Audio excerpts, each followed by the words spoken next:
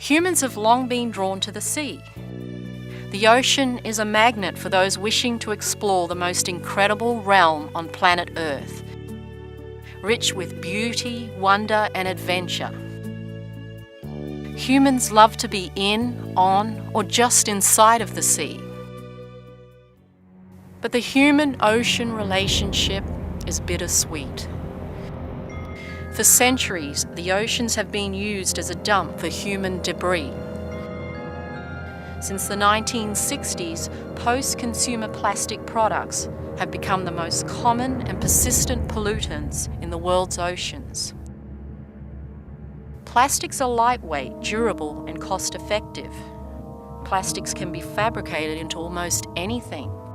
Lamentably, these same properties pose a serious hazard to ecosystems. It has been said that plastics, like diamonds, are forever. Plastics are the fastest growing segment of the watershed waste stream, creating serious and deadly impacts on marine creatures and food webs. The world ocean is becoming an artificial environment, more like a synthetic sea. Research over the past decade has provided a way to quantify the proliferation. Scientific trawls in the Northeast Pacific Gyre in 1999 by the Algalita Marine Research Foundation revealed that drifting plastic particles outweighed available zooplankton in the ocean by a factor of nearly 6 to 1, as demonstrated by this surface trawl sample. However, this baseline was established 10 years ago. So what are the concentrations now? Scientific trawls by Algalita in 2008 recorded an average of about 46 pounds of plastic to just 1 of zooplankton in the region known as the Northeast Pacific Gyre. This exponential increase is demonstrated by the sample choked with plastic fragments.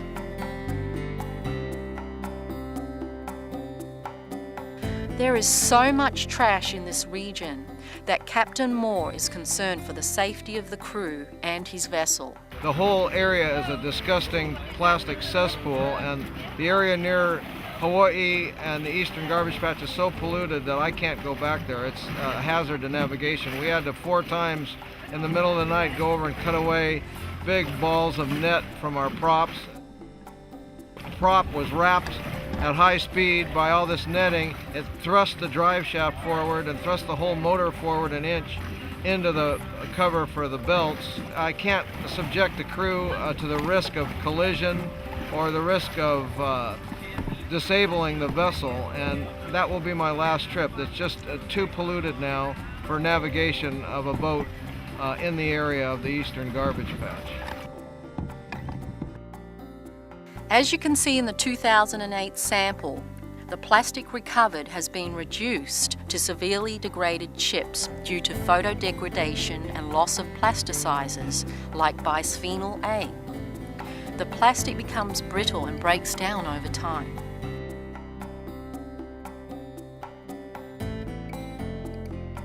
Plastics are scientifically proven to absorb pollutants like DDT and PCBs up to 1 million times the concentration in surrounding waters, creating toxic synthetic drifters.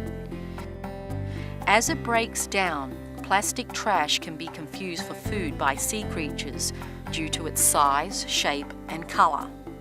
Since plastic chips on Hawaiian shorelines are mostly blue, black, and clear chips, researchers believe that much of the red and yellow particles have been eaten by fish, birds, and turtles, thus contaminating the ocean's food chain. When we look at the gyre samples collected over time, the lack of warm coloured chips is obvious. What we see are more white, blue, green, and black chips, all severely degraded. Consuming toxic plastic is believed to create endocrine disruption that impacts gender, whereby males become more feminine and cannot produce sperm, and females lose the ability to produce eggs.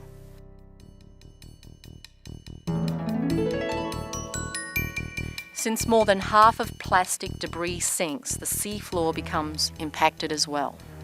Mostly unseen bottom debris can smother seafloor habitats and restrict gas exchange from the bottom to the water column.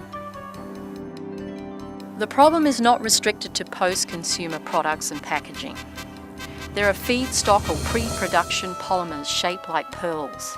They escape factories and are carried by the watershed into rivers and eventually into the ocean. These tend to resemble eggs, complete with a yolk-looking interior, and are consumed by sea creatures. Today, plastic dust is also employed in synthetic products. These dust particles also escape factories and are so small that ocean organisms absorb them just by swimming through the water column.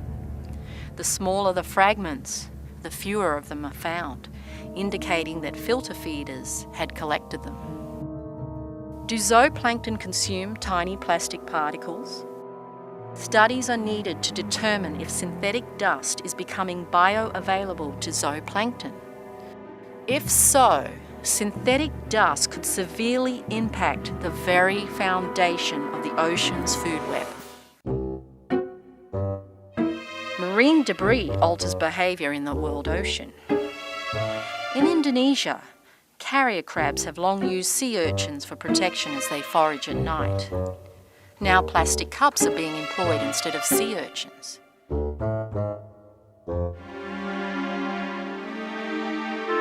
Sea urchins have also made the transition using plastic for shelter. Here we see an octopus that has occupied a discarded plastic shower head. He takes it with him when he travels. Humans need to consider controlling their waste stream. Nets in rivers can help sequester trash from escaping into the sea. New storm drain inserts control urban runoff and hold back urban trash. Securing trash cans is also vital. In other countries, there are grassroots approaches to controlling marine debris.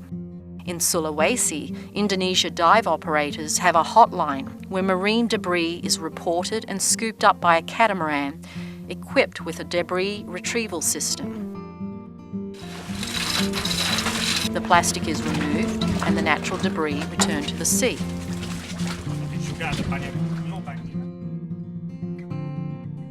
Concerned divers are also active in removing trash they encounter. Here we see the effects of plastic on coral reefs. Plastics can smother and kill coral. Plastic floating at or near the surface is part of a drifting surface ecosystem called a windrow.